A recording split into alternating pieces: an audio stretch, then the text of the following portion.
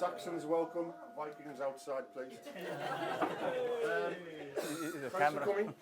Bjorn and Stefan, the authors of the book Brunanburh, located through Egil's saga. Egil. We did a talk on Thursday. Some of you were there, some of you weren't. I actually think this might be even more interesting than that one. So, without further ado, I'll pass you over to these guys who will take you through it and answer the phone. Okay. Brilliant. Hello. Thank you. Nice to meet you. My name is Stefan, and this is my father, Björn. And as you say, we come from Iceland.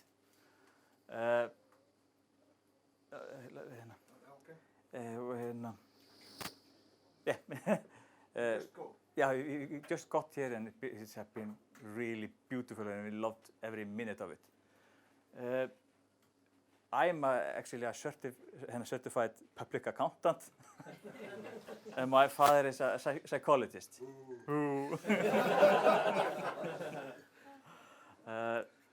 So you might think, why the hell should an Icelander care about the Battle of Brunanburh? This is actually very important to us also, because we got the saga written in the 13th century, old Icelandic saga, where the main character and his brother fought in the battle. Actually, with the key in the saga, they played the key role in the battle. And Egil is one of the first Icelanders also. And it's also so tragic that he lost his brother, older brother, in the battle. And he's buried in the battlefield, or near it. So it's actually also important for us Icelanders to know, well, that was the battle, he's probably buried there, that guy. We're going to tell us a little bit why we pinpoint this area.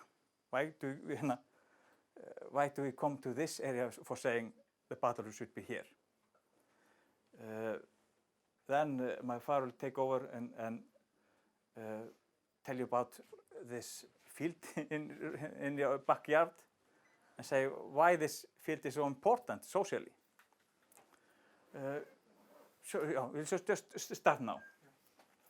At the beginning, Aðalsteinn starts his reign in 1927. And just at the beginning, there's a king in Constantine, part of Scotland, Wales, the king of Bamburgh, not really a king, but as high level, and King Owen of Strathclyde. They come together and say, yes, Aðalsteinn, you're our super king, and and accept you as our overlord. The only king that didn't came is the newly appointed king in York, actually from Dublin, was king of Dublin before, and he didn't want to accept Aðalsteinn as his overlord. The same year, Aðalsteinn threw him out of York and sent him straight back to Ireland, Dublin, and controlled the York area. Then again, in 1937, the alliance of King Olaf in Dublin, Constantine of Strathclyde, and Owen of Cumbria, they fight King Aðalsteinn in Brunanburh. In the Egil saga, we have similar key players. We do have King Aðalsteinn as the main English king. In Egil saga, we have Olaf the Red. He is said to be king of Scotland. So in the saga, they merged the Constantine Scottish and the Irish king. They merged him into one adversary. And we have some other names that they said. Olaf is a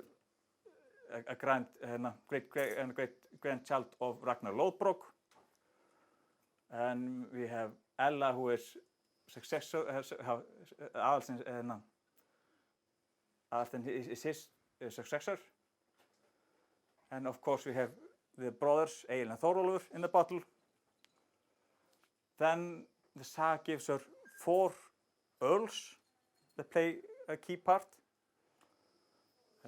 We have 2 earls that before Brunabur, Aðalsteinn controls York and all Northumbria.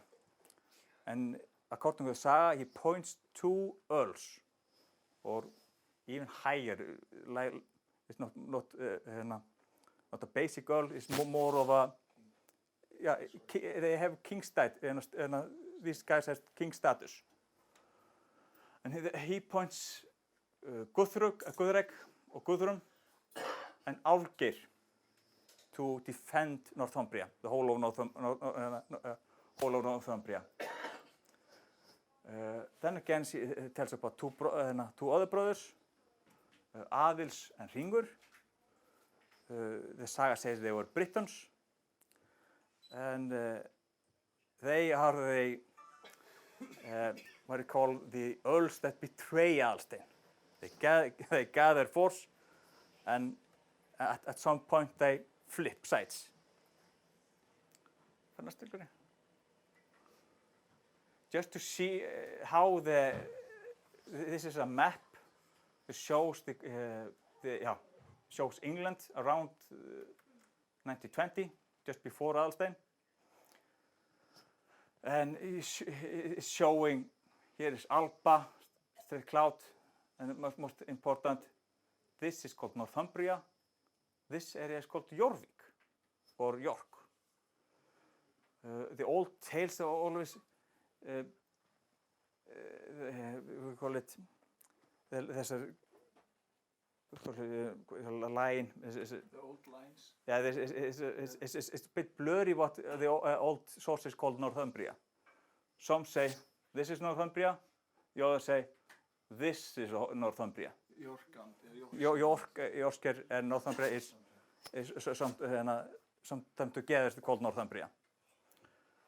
According to the Egilssaga, it says Álfgeir and Guðrun appointed over whole of Northumbria, putting York as the head place. So these 2 kings, actually, they are controlling this whole area. From Edinburgh to south of York, to the 5 boroughs. Okay. Now we go to the point why we think this battle is fought in Northumbria. Some sources, like this English Chronicle, basically to say it. They assemble a Brunabur in Northumbria to oppose King Aðalsteinn. Simple as that. Then we have even older sources, like Simon of Durham, a local chap here in Durham. He says this is fought in Veandun, but there is also called Brunnaverk or Brunnanbyrgi. Then he goes saying something what is extraordinary, but trusting in the protection of Saint Cuthbert, he slew countless multitude of these people. So you have to think, why is he saying trusting in protection of Saint Cuthbert? Saint Cuthbert was an early saint in Northumbrian Church. And the area or land, as David Setterns pointed out, Saint Cuthbert was the area from the River Wear to the River Tyne. So Simon is putting us also in this particular area. Next one. This particular area is really important because a few years earlier, a grandfather of Aðalsteinn, Alfred, and a leading Viking king, they came to a business agreement. We will leave this area to the church and we'll leave it alone. And this will be a sanctuary. Asylum should not be violated upon any pretense whatsoever. So this area is actually really important to them. Then comes a Viking lord taking York, and he dismisses this agreement and takes over this country. Again, when Aðalsteinn in 1927 gets hold of York, the first thing he does is restate this land to the church and become a sanctuary again. So in Aðalstein's mind, this area is of great importance. Now we come to Egils saga, and there are few references of this battle being in Northumbria.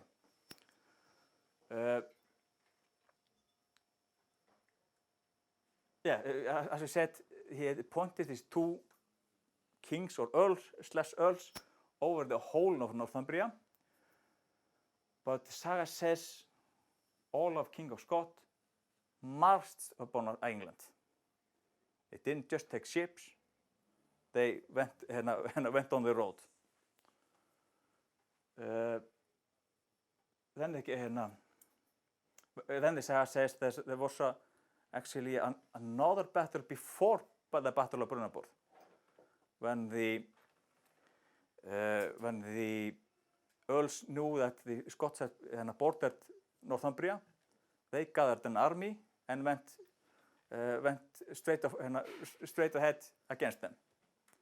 The thing is, they lost that battle, and because they lost that battle, and one of the earls, Guðrik, he died in the battle, and Álfgeir, he fled straight back to the king. So the saga says after this battle, the Scots now controls whole of Northumbria. Just take so Egils saga says this is in Northumbria.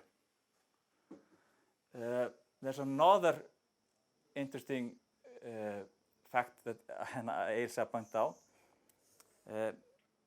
Just to say, Egils saga is written in 13th century, but it's written around old poems from 10th century, and these poems are said to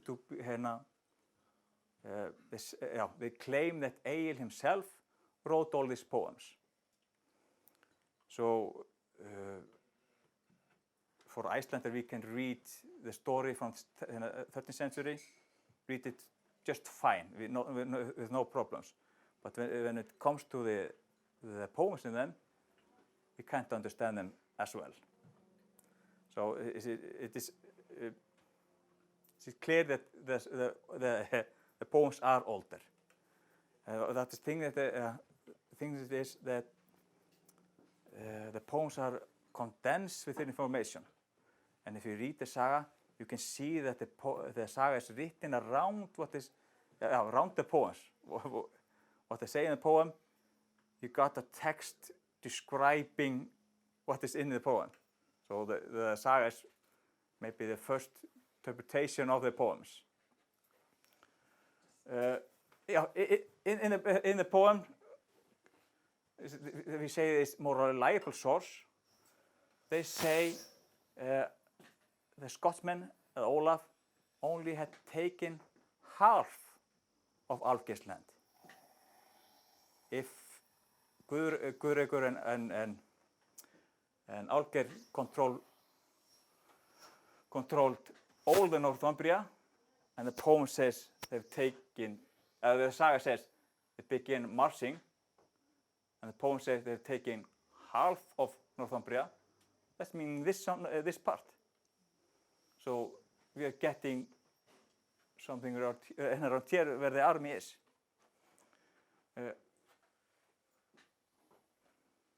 Another strange reference is when Egill is, when Aðalsteinn have won, Egill writes a poem thanking Aðalsteinn and giving him grace. He refers that Aðalsteinn is now the successor of Ell. This is quite a little bit strange. Who is this Ella? He's a descendant and successor of Ell. then you have to check, okay, there is a king named Elu, few generation, like 4 generation before, and he was a king of Northumbria. Not only that he was a king of Northumbria, he killed someone called Ragnar Lothbrok, and Olafur and all that ruled York and Irish, they were a descendant of Ragnar Lothbrok. So this is a perfect match. We have a descendant referring to a king that killed his adversary, what do you call it, forefather. And their forefather, sons of the forefather, killed Elu instead. So, there's actually a link also to an old king of Northumbria. Of course, if the Scots marched to England, what road should they have taken? Of course, Deer Street. Thank you. There isn't any more streets around. It fits perfectly. If they march, they have a battle here. In Carham? Most likely in Carham, and controlling now the whole of Northumbria, North Northumbria.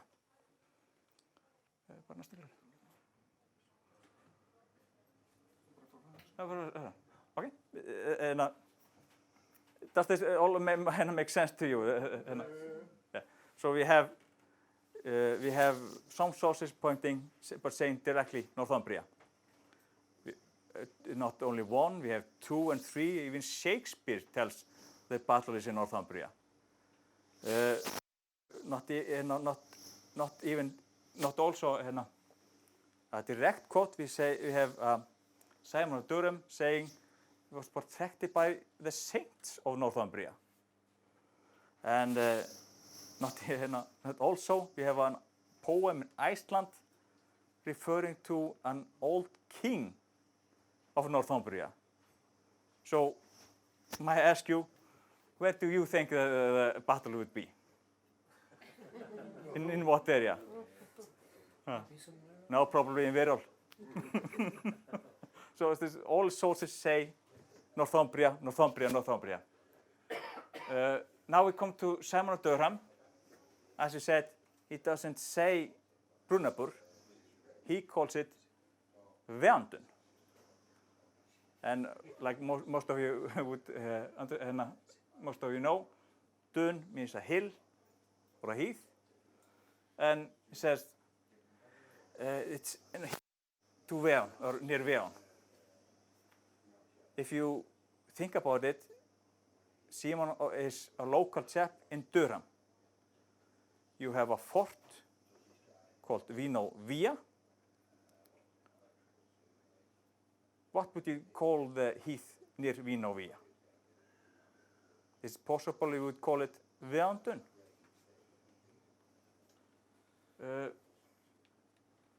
Talking about the Vino Via, it's compounded of 2 words, vino and via. Via means highway or go through in Latin. And vino, wine. Then we link it together.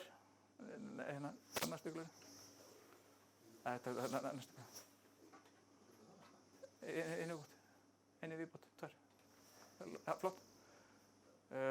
Here I put up the old poem in Egil's Saga.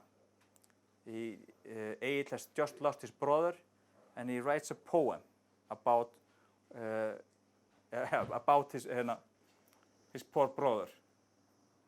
He says, the Earl Slayer, meaning his brother, dashed on boldly, stout-minted Thorolf is his brother, died in the great battle.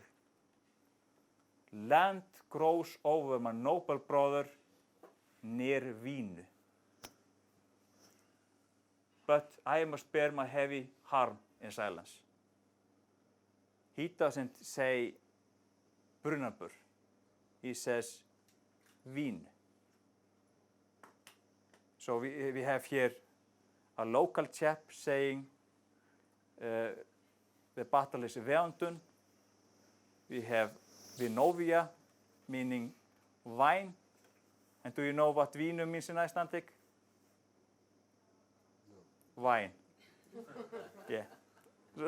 So this actually, this fits like a glove, this area.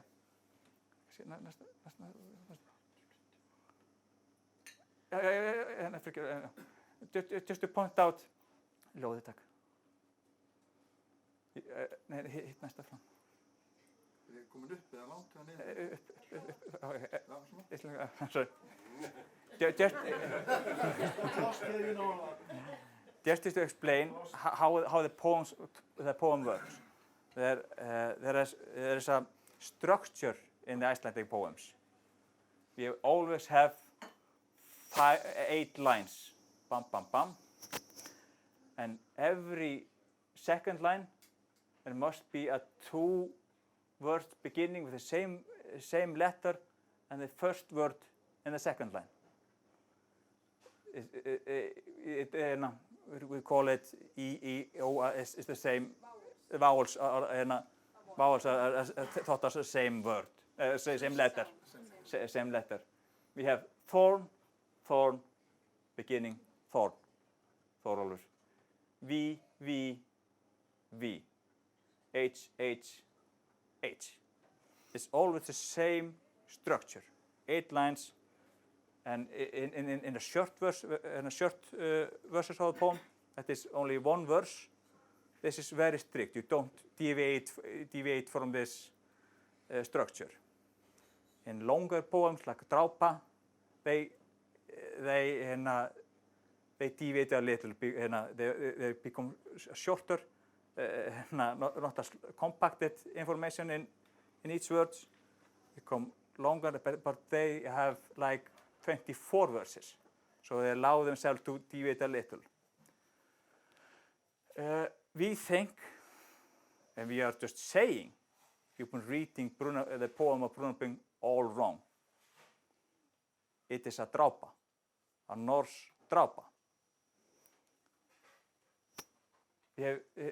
My father just took the Brunabing poem and did a cutting, but it just enter with the same Icelandic structure, and he came to this. Vowel, vowel, vowel. S, S, S. B, B, B. H, H, H. It all fits.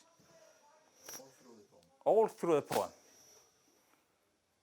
So this is amazing that an Icelandic poem has the same structure as this, what do you call it, poem of Brunabor. I think we will shift. I'll give the word to my father. Now I'll strip for you.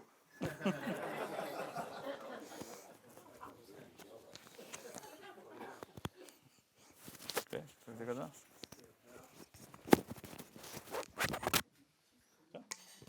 It's just going to my heart, doctor. They're doing the same.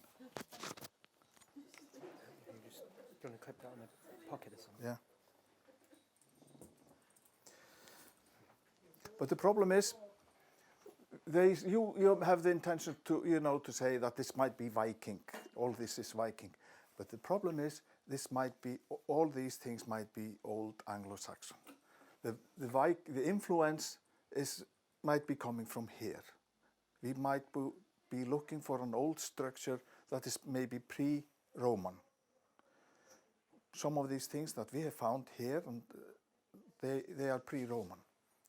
Everything starts to build up, so we don't know where from the influence totally is coming. Is it because this area from here to Scandinavia, to Iceland, this is an area that we could call a North Atlantic nation.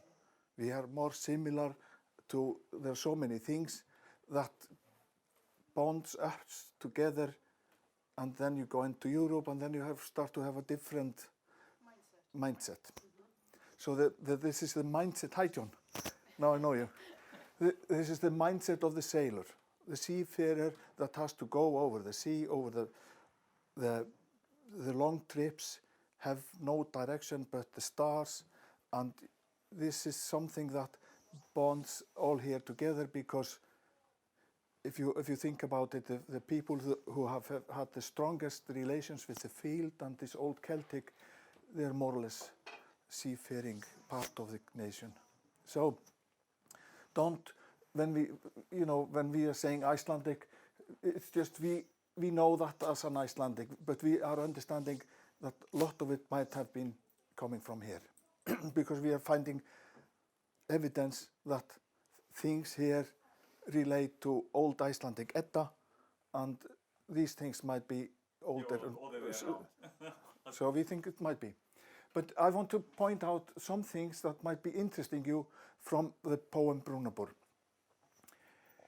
Here, Icelandic, here Eðelstan Kyning, Erla Drottinn, he is the Lord of the Lord of the Lords. He gives a baug. This is a baug. And in the Saga Armlet, he draws an armlet from his arm, puts on the sword, and hands Egil over the fire. Imbe Brúnabur is very interesting. Imbe, we have in Icelandic, we say in Danish and this is around us. And around us is very important for people at that time. You are always alone in the wood or in the sea, so you're always talking about what is around us. Around us is very strategic thinking. So Imbe Brúnabur, it means that you are here, there is something around you, not by. So this cannot be by a castle. It's then either inside a castle, it cannot be by a river unless the river is around you. So what this might have been is that now I want you to imagine with me.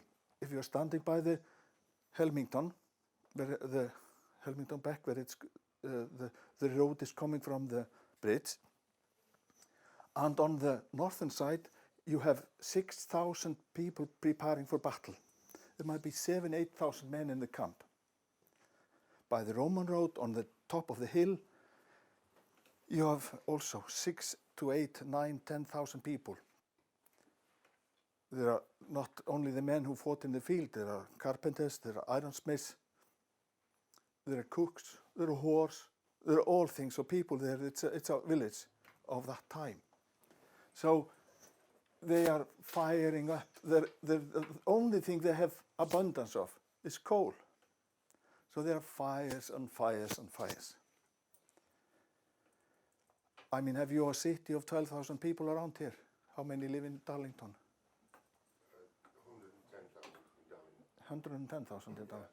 How many in Bishop's Auckland? Crook's about 9,000. 9,000. So you have one crook in the north side, down by roughly, and you have another crook on the Roman road. So you see, that's a lot of people. Even though they're living in tents or whatever, it's a lot of people. It's cold outside. It's October, November, like here now.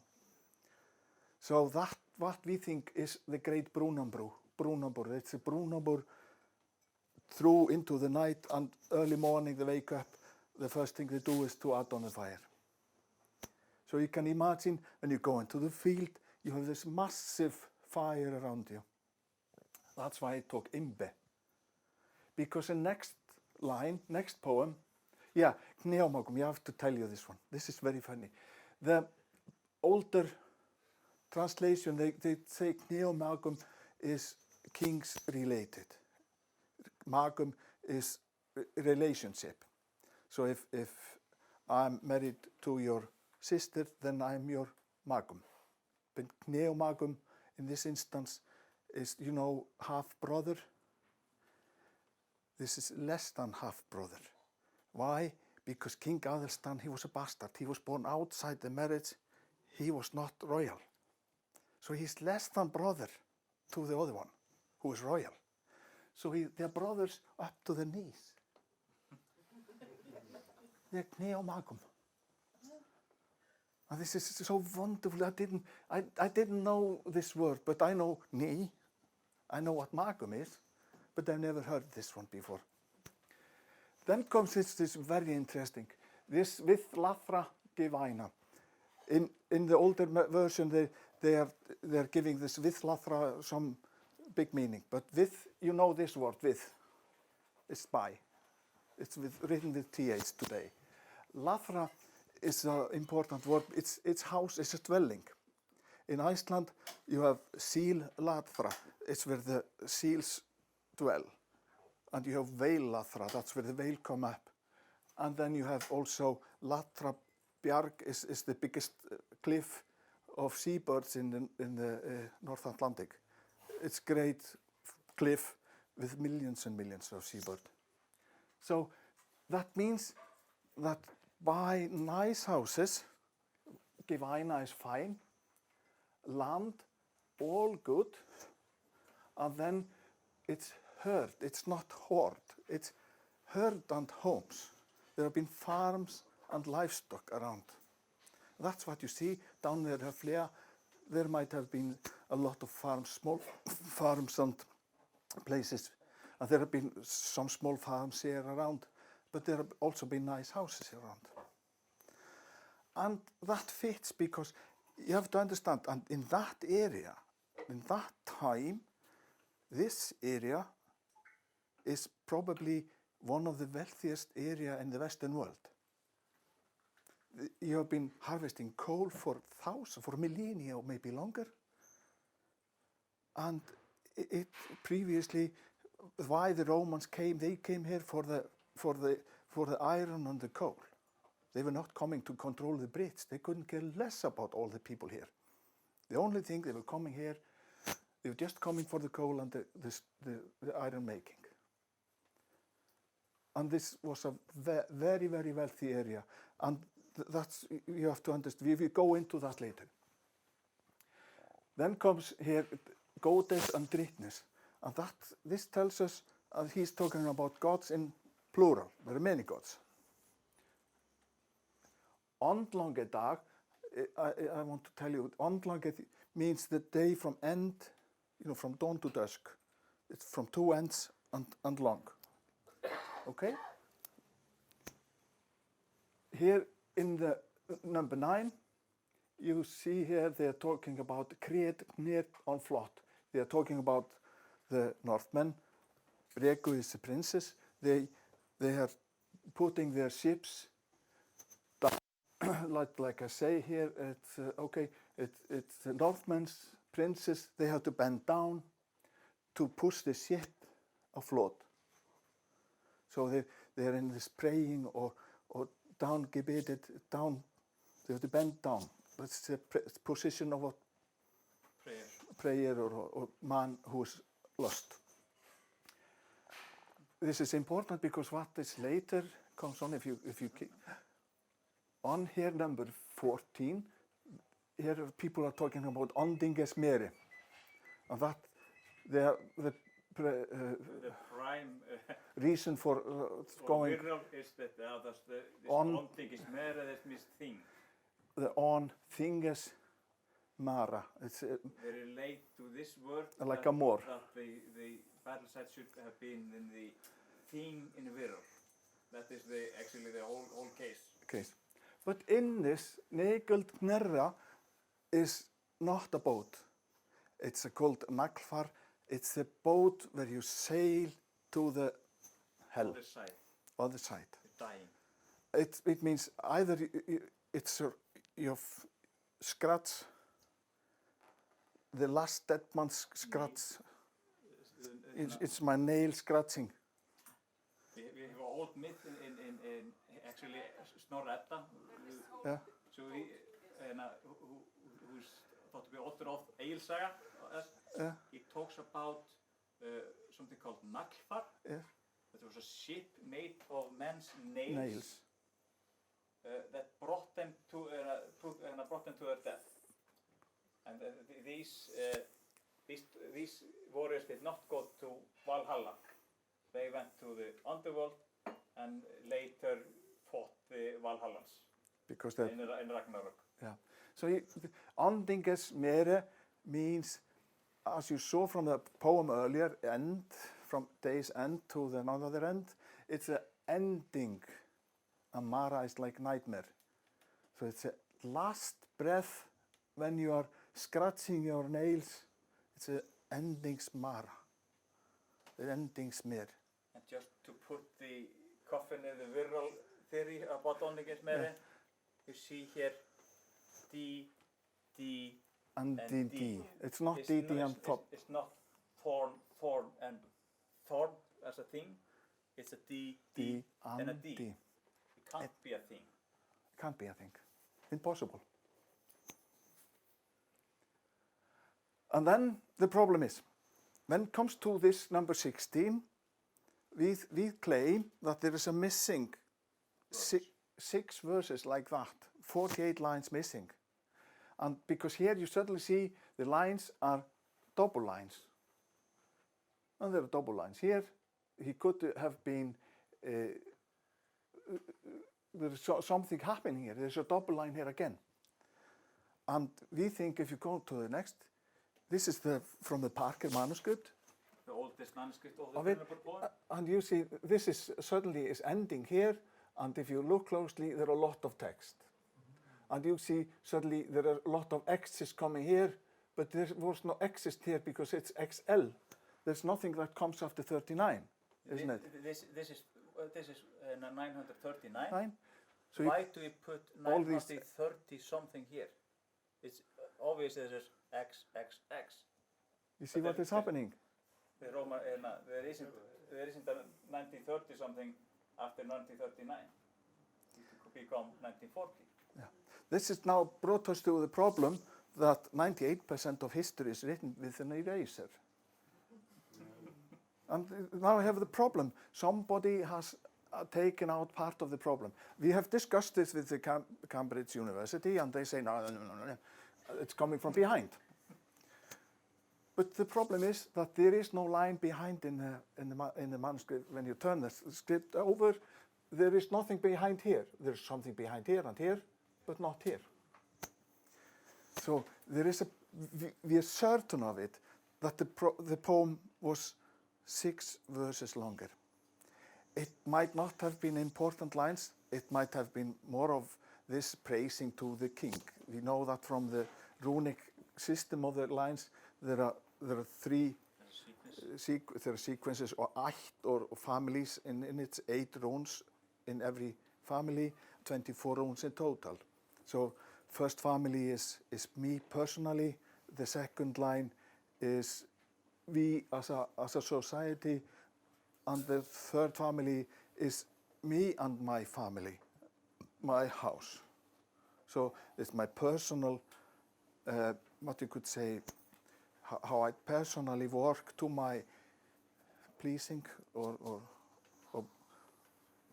to be in contentment, and contentment with you, and contentment in my house. Conclusion, We are missing, we are claiming there are missing end to the poem. and this is, yeah. Has there been any research when you've actually tried to bring forward the missing text? Yeah, well, You I mentioned earlier on I- the two yeah. bits underneath Yeah, the previous one. But yeah, I tried like that. ultraviolet or something like I that. tried that, and I went underneath this text here too, and it was so psychedelic. I came up with 6 verses, and they were beautiful, but some of it was text from beneath. You understand? I didn't have any means. If I want to take this and make a you know what's it called? They did that 100 years ago. They put it in the old type of Photograph, yeah, no, not the photograph. It was blue light. no, the blue light is the new one. It's the old type, you know. Well, you could take this with an old type Röntgen, but then you would get up the text. But the problem is that then I destroy the character of this text here, and because the Röntgen destroys. Right. So it's forbidden to take Röntgen pictures now. But of course, we don't have X-rays, an yes, yeah, X-ray. Thank you, thank you. And you couldn't take it on a coffee like this because it just wouldn't bring it. Yeah, but it was very psychedelic. It was so beautiful poems I found out, you know, but I'm not.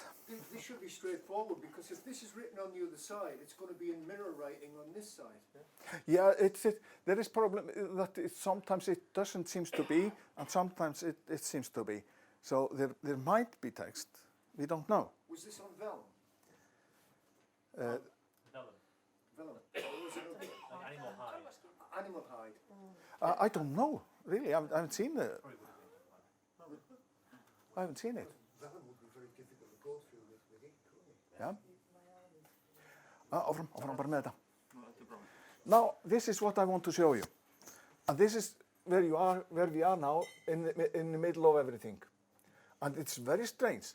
Then due north, we have Gateshead, and we have then in 30 degrees, we have Sunderland, Seaham. Right here, we have Hartlepool.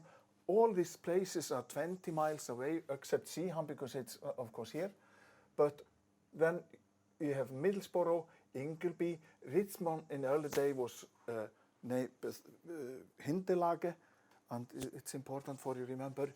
And yesterday we went to a place here on this line here called Helvit. Helvit means hell. It's hell, and vit is a punishment. Was it that bad? And that gives John a creep, you know. But it's a beautiful place. And we came there, we haven't been there, and we asked the landlord, is there a graveyard here, or is there a church here in the mountains? Ah, yes. And he went up to this hill, and on the top of the hill was a small mound. It could be, even though it's a small mound today, it could have been bigger 2,500, 3,000 years ago. But the land might have been cropped up and a little bit enclosed it. It was dug up by previous owner, and they found out it looks like a ship. Upside down, underneath, and the direction of the ship is directly to Hunwick. When you stand here in Hunwick on 1st of December, summer, winter solstice, and the sun is setting down, it's right over this mount in Helvit. And then we have Mikkelfell and the Crossfell right across from Hartlepool, Chapelfell, Hexham, and Gateshead again, all set up in 30 degrees. It's so close. I tell you, from here to Hartlepool to the monastery, 20 miles. And why 20 miles? It's 108,000 feet times 2, it's 216,000, and of course times 4, 432. And this 432 is, for these guys who have been making all these calculations, is very important. I'm not the mathematic guy, so somebody else has to explain that to you. But, you know, I just believe it. And you know, it's so interesting because if you're here, there is a straight line through Durham to Sunderland. When the sun is beginning to show up on 1st of June, it pops up on a place called Yarrow in Newcastle. And Yarrow is the place of the horses, like Harrow. And the old meaning was that when the sun comes up into the sky, it was drawn by horses. The horses was the driving force for the sun going from there and sitting down here. You understand? Here, of course. And this is what the meaning was. The sun comes up, drawn by horses, and it dies here every day. And it begins from Helvit to Hexham. Okay? Taking that again. And it's rather easy. The direction links from here to all these places is rather easy. It's not so complicated because if you have already crossed the river Ver, it's an easy place to go, isn't it? Even then. Maybe, did I turn it off? Komdu með næstu. In Edda, author is Snorri Sturluson, that we think that wrote the Egilssaga. He is talking about he is describing what was called Yggdrasil As. And Yggdrasil As is very heavy meaning in these old things. And he talks about 4 hearts, also the highest shoots. Eigno from beneath, and the names are Dáin and Dvalin. Duneir is Dun Elmensis, Duram. Durathor is Dor and Thor, that's Gateshead. And these are the 2, Hartlepool and Hindilage, seen from here. Due east, due south, sun up, and north. And that's north is Valhalla in the meaning of the poems. So you see, he's trying to explain this in this poem in the Edda. So we think that this might, all these old Icelandic things, they might be older than might be coming from you, because we have so many. He's stolen a lot from you, So why not this? this is, and okay, Yggdrasil again in Egilssaga, when he had got, he was describing the Drápa that he wrote for King Aðalstan. He says, Stagtrod hills obey, brave Aðalstan's high sway. Meaning that Aðalstan rules the directions. He rules all directions. Sometimes in it, it's also talked about that the stags are also the valleys or the mountains. But you see, it's the directions. Okay? So we think of that there is a coexisting rules.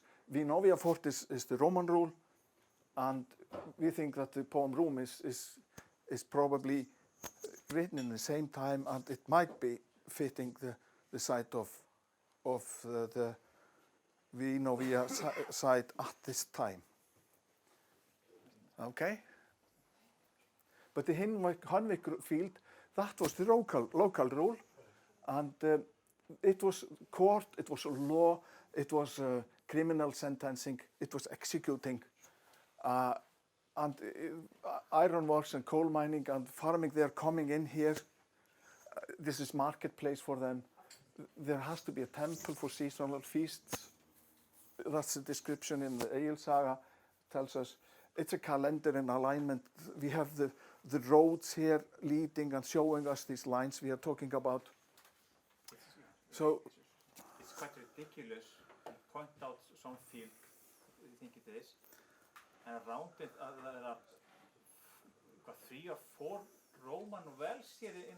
Yeah, also as well, a lot of Roman wells here. And even wells that are older than the Romans, just By the around field. this field. Yes.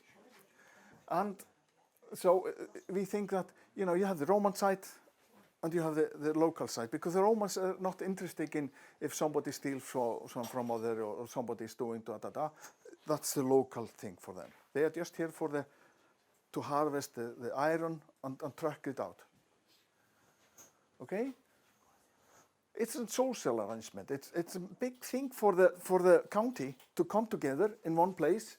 It's a marriage place. You take your daughter. If you're looking for a son-in-law, the families, and they are coming together. Labor and workers, they are coming there because I'm not happy in this place, and I want to find a better place working. So you could also go there, but because if you said I'm to stay with you for a winter, then you have to decide before May that I'm going to stay with you. So you have to come to the Easter if you want to change. So this is a sports event, and you can see, because these fields are big, how many sports are coming from this area. Not only soccer and cricket and whatever. There are so many sports that are using the advantage of a so big field as this. the important people, chief people, kings, and everybody came, and this was field open for everyone. On the field, actually, there is when there is a big vote, there is one vote per person. King doesn't have anything extra. And king, actually, you have to understand, the king is chosen. On such fields. He's not in this older field. It's not a successor necessarily that is going to rule. It is chosen one. So, but if I have chosen a king, or the king field has been chosen, they don't take him out. You understand? He is king for life. Okay. The old society, as I say, royalty was not inherited. Head chief of the army was usually different from the king. Court duty and parliament work, it was done on the day. In the Roman, then came the later one that you could be having court, lawyers and loopholes and years and years. No, it is done in a day, finished. And the chosen one, you have a chosen where you have an outer field and you have an inner field. The chosen one, they go through the law, they decide on smaller matters, but if the matters is strong enough, then it is given out for the field to choose. So you go to either side if you are with this one in this matter. So you choose just like you do in the parliament. You go by the either side when they're voting, isn't it? So the General Assembly voted on all major issues, but the smaller inner circle did decide what would be chosen on. Priests and clergy, they were chosen by the major people, and under the rule, they ruled the king, the priests. And the only guy who could give out to carry out sentence was the priest. He could give a whipping. But if somebody would steal from me, it was for me to go and to get it back. If the field said, well, this was he had done something wrong, and we acknowledge that, then it's for me to assemble a man and visit him to get my right. I cannot expect that the field or anybody else is going to do it. I have to do it. Okay? So, as it is today, if it depends how much many men you have when you go to Alþing or to the Thing, how you could have unfair ruling just if I have too many followers. It's ruled by how many followers I have. Just like today. Yeah, there's nothing different. And there's a death sentence only passed if it was a crime against the society. That is, if you killed a man on the field, like in the Egilssagas told, that could have been a death sentence. King Eric Bloodaxe, who came later to Northumbria, to York, he had to leave the society. He had to leave Norway because he was Violated the thing there. thing there. In Egilssagas descriptions that he violated the thing. With the Gula thing, and because he did that, he was. People turned against him. So he had to leave Norway. Banished. He was banished. They took his brother as a king. Just followed his No brother. problem. That brother was actually the what do you call it, the foster son of Alstein. Yes, the yeah. two siblings dead. Instead, the guilty person, if I killed one, I could say I will pay my dues, and if that was accepted, then that would rule. Other matters were sold individually. And what happens is that if I had a farm with, some big farms, I would have what's it called, húskarlar, housemen, and that would be my personal army. I would have maybe army of 3 or 4 or 5 or 10 or whatever, depends how big I want. And if I want to to go for a big deal, I might bond with my other neighbors. So when King Aðalstan in this story, he goes south, he's assembling all these housemen to his, to his cause. So this is important before when you go into war to assemble as many housemen. Because the army was just housemen. In this time though, they are beginning to form an army. Okay? Mines here in Northumbria, we might expect they were family-run business, small businesses, but it's wealthy area. Independent, everyone is independent, and woods and rivers and unoccupied land is common land. Poor people, they were cared for in their homes.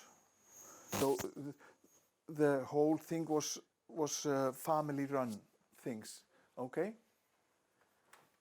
But here around this river here, we have been between the Yorkshire kings and Northumbrian rulers always been a big fight. This is something that the bridge over the Vinoia is a strong point. It's controlling over ironworks, tax the traffic, have the defense to be able to make an aggression. And we think the Battle of Vinnuvet in 65 was fought here. If you're wrong about Brunapur, then you have there could be an older what battle you can stick claim on. that instead. There's a plan B in it. Because Okay. Vinveita is the same as, it has the same meaning as As Vinveta, Vinovia. It's crossing over. wading. It's like wading. It's like Crossing ford. over Vin. It's like ford, or you're crossing over, wading over. So this is a plan B if someone finds the other bit. Plan C or whatever, After the Roman period, then the local rule moves to the cities and the harbor sites. The field is not happy to it. Nobody lives there, and so nobody is taking the care of the field as such. So it's vulnerable when the economical situation goes to other places, then the field dies. Get lost. Church started ruling and taxes here. Temples they are changed to churches and take over all these like marriages and burials and all these social things. Former common land, what happens is that wealthy individuals, they buy this, kings and local rulers, they just take it, and church take also over land and rights, all these carters, they are just giving away whole woods and whole towns. So this is a Roman type of privatization, of land goes into the church. This is the first Thatcherism going on. It was already in the Roman times that they were privatizing everything. And what happens is that,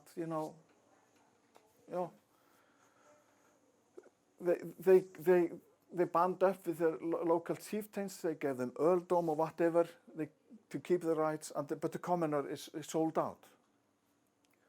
Armed professionals, they take over the meaning of the housecarls, okay? And the message in Egilssaga is strong here, that the importance of the field is degenerating. What is happening as a sacred field in Norway, Gálar, that's a sacred field. Northumbria is a battlefield. Old law is replaced with the Christian law and the royal rule. Inequality amongst free men is become visible. He just leaves for home. He doesn't want to make a part of it. He's offered to stay here and take whatever he wants. He just left for Iceland to be free. He didn't want to be under kingship, understand, under royal rule. He doesn't want to be part of it also. And this is the size of the field. Here you see the Helmington Beck running, and we think that this is the old Roman road now. The Roman road here is the part of the Roman road that leads here to, and we think that field might have looked like that. And when they are going in two, it was talking about how they formed the divisions.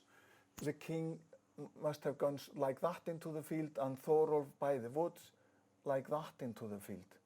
On the northerners, they formed also two type of, they were not coming from the either end. We think they came like in a V formation and then moved in. I don't know why, but the meaning of this, having this squared like 6 or cubed like this, it's the meaning of how they calculated the world. If I point this the middle of the field, maybe you will see a cube coming up. If you take a line from here, and you can imagine that this is the top of a box, and this is the other side of the box, and this is the other side of the box. Can you see that? This is how they imagine the world. Because then you had their ley lines.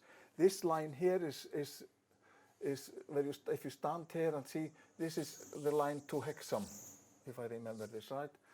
And the line here is the line to Durham.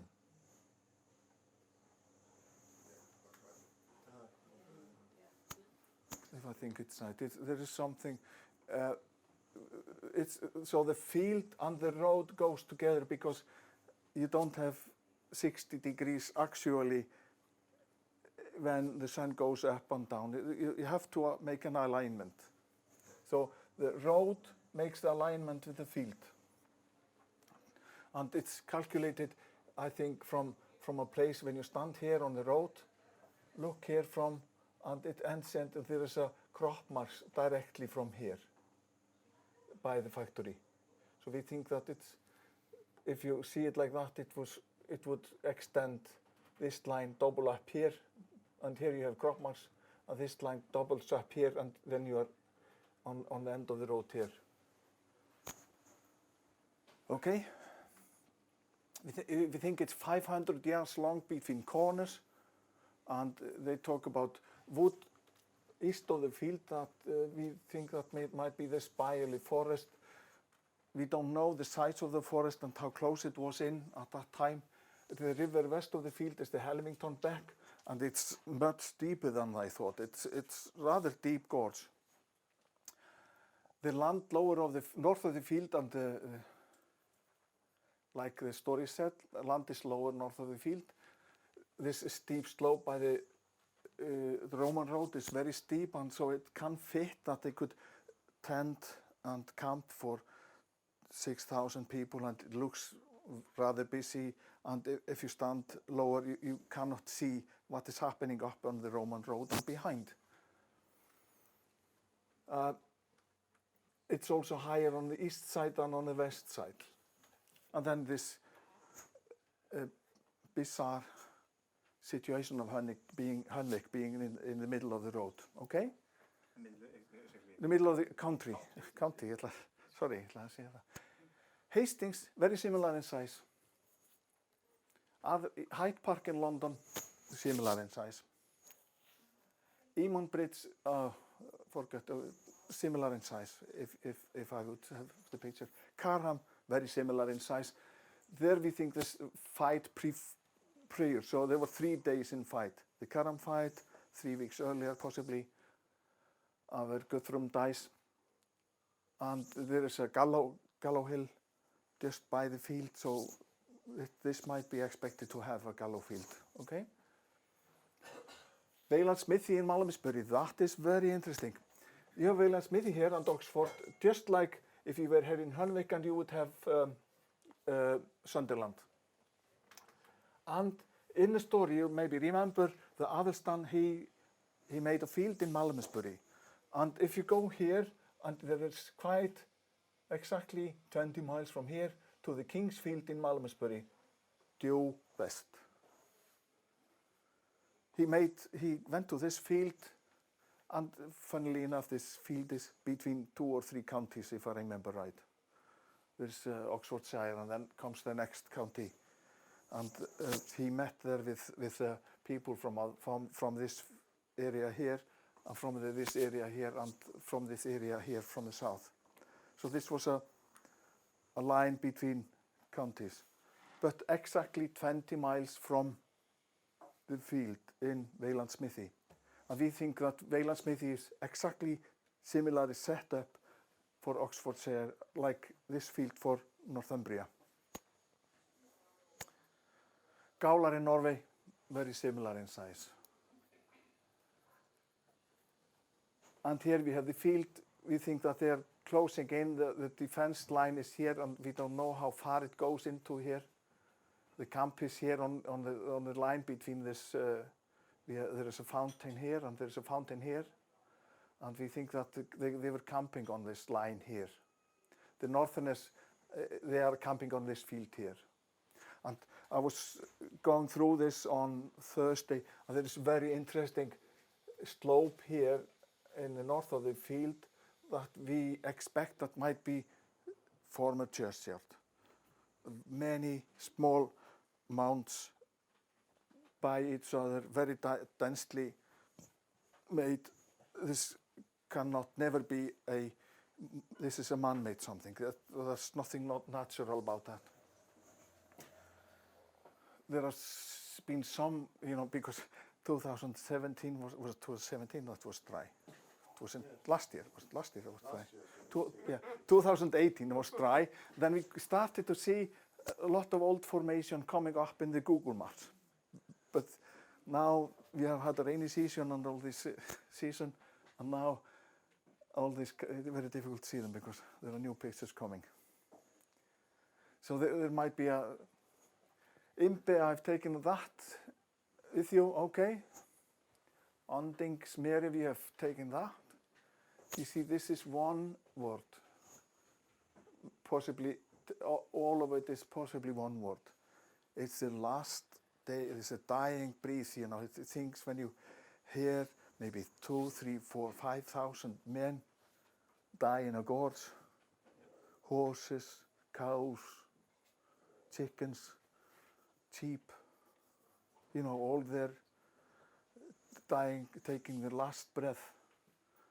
And that is what we think is endings, it's a lost man's breath, endingsmara. Constantine Farm is in the direction the men fled, as we think. Some people say here, we had some information, there were people who lived there in the 1800s that called themselves Constantine.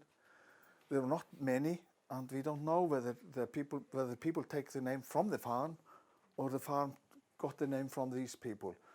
But we thought possibly before we knew that Constantine might have been, the men might have fled over to Constantine, and they might have been healed there.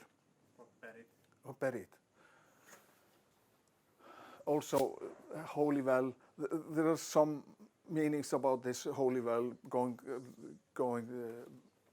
there are some different, the name of this holy well and holy wells burn has been a little bit moving, so we don't know. The funny thing is about you got a lot of wells.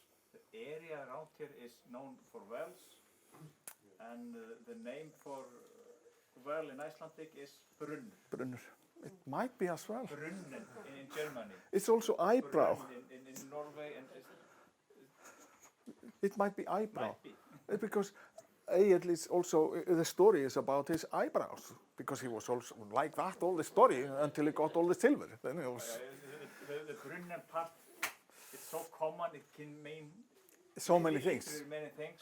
Yeah. But Vinu is more Everything special. special, yeah. Easier to find. Okay. Yeah. This is the alignment I'm talking about. To early to summer solstice line, and it fits this line here. Okay. Can I ask, which is when you say the old dome in Durham, what do you call the old dome? Ulster has the old. Oh, you mean St. Oswald's? Or do you mean the old wooden? Old wooden church. The old wooden church before the cathedral was started. All right, so it's the cathedral you're talking about. Yeah. Yeah. Okay. Yes. Sunset on summer solstice. This is the direction of Hexham, and that gives the meaning of the field and the road. Okay.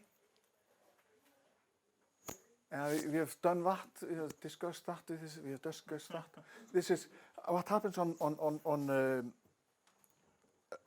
a few days. If you are out there, 31st of October, and you're saying goodbye to Europe, you stand there, and the sun will set on High Cap Nick on Mikkelfell. How strange is that? Okay. Well, I assume if. I'm just sorry, I'm making a joke. You really don't care about that No.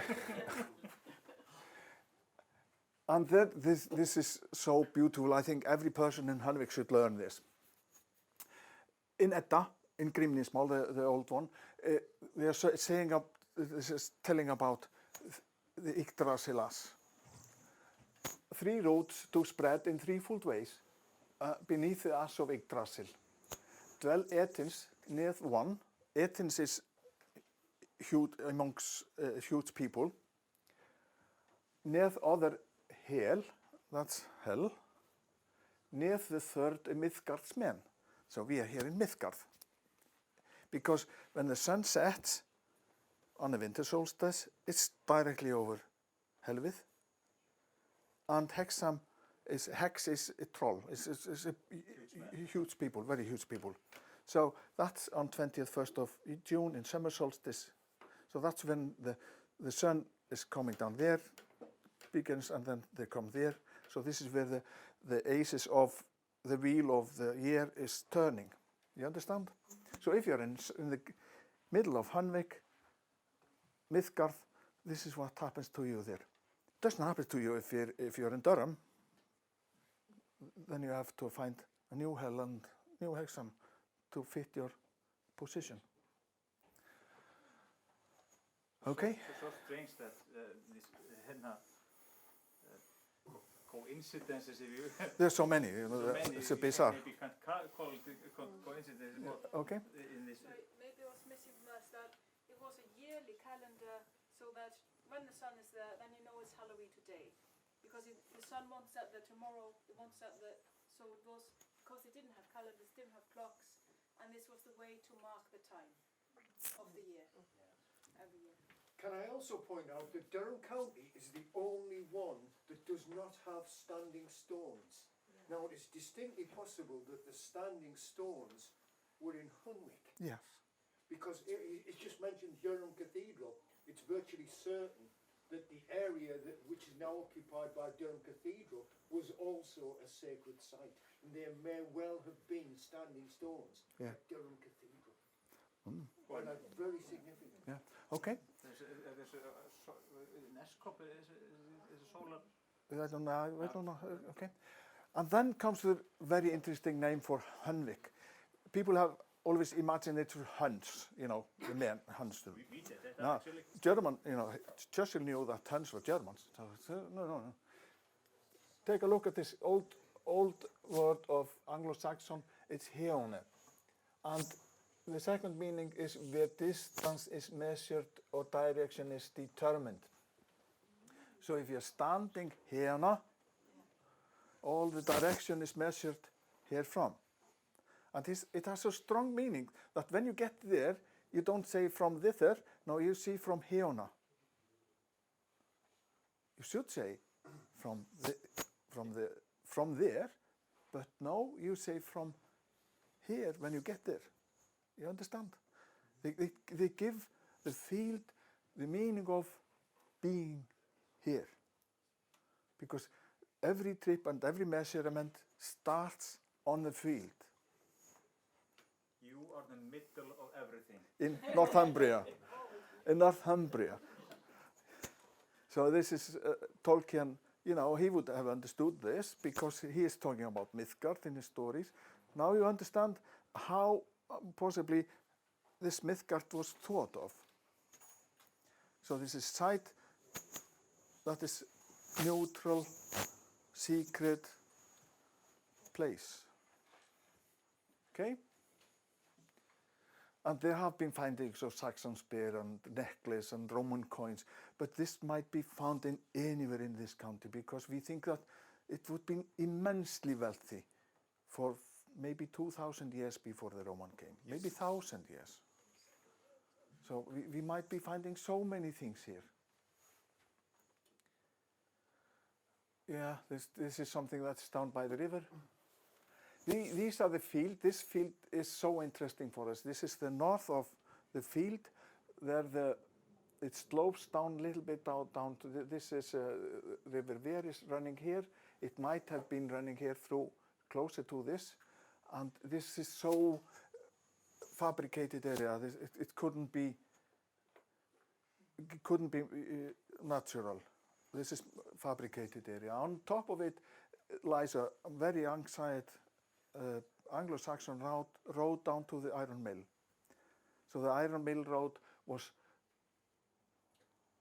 down there by this road, no, by this field here, and then up by the Röflia. It was not directly up to the Roman road, so we know that this is old road. And this is the last one. We don't want to talk about Viral. But we could talk about Viral for a time, but you know, that doesn't add up. Questions? Any questions? I have a question, yeah. Yeah. Westerton, very close to here, Yeah. a real high point. Uh-huh. That was the area I think the Romans used as a lookout. And if you go up there, it's incredible the view that you get from there. Westerton. Westerton. Yeah. I think that was, I was told this, that was the lookout point from Vinogia. They had Where is Westerton positioned from it? Is it it's due west due west from the field? from the field. Yeah. Weston is Due east, sorry. Due east. okay. Westerton. But I think that was a very important place in this area. Due east. It's over there by the river. That way. Oh, over the river. That way. Over the river. Yeah. Has that ever come up in terms of what you've been studying now? In terms We of didn't the know lookout that. point, the viewpoint, Yeah. place of warning lights. What we think is we didn't know about Westerton, but we have thought a lot about Newton and over to yes, Newton County, because That's in that direction. that's because when you're here and the sun sets 21st of December in winter solstice, then it sets over Newton. And probably Westerton's in that direction, isn't it? Yeah, and Newton is Noah Tun. Tun is a field of Noah. Noah field. And now into the mythology of the Christianity, it's you have Noah. He was reigning for 40 days. That's English winter, and he was then 57 days to get dried, and that because the Easter moved in 655 after the Battle of Inverday, and then they changed because the older system was to have the Easter 90 days after the winter solstice, but now you were moving to 97 days after, because you went to, when the sun is over the Hartlepool, due east, seen here from, then you took the first moon after that, and the first Sunday after that was Easter, but they changed that to Palm Sunday and then came Easter. So that is very interesting because that happens after the Battle of Inverday. We think that was here, and then the positioning of Hartlepool and why everything is so important. This movement of Easter from the Celtic calendar to the Christianity. That was Whitby, wasn't it? Whitby where they had Whitby 666. it was an assembly where they decided to bring the warning. Yeah, well, it might have been, yeah, but you have to understand the church and everything, they wanted to take all the influence from this field, you understand? Their opposition was always this field of emptiness. This was the field where the common people could rule. This is the ground thought of Karl Marx and Engels and Rosa Luxemburg in how we distribute power among the people. That's a field. It's always this that means everything. The local games. This is how local people can decide on all things. You mentioned before you started about Durham University. How interested is Durham University in what you've actually done? What you've Yeah, well, researched? it's difficult, you know, for people in Durham University, it's quite difficult for them because, you know, they feel that I've been going into the library and stolen some books. Really good. Thank you.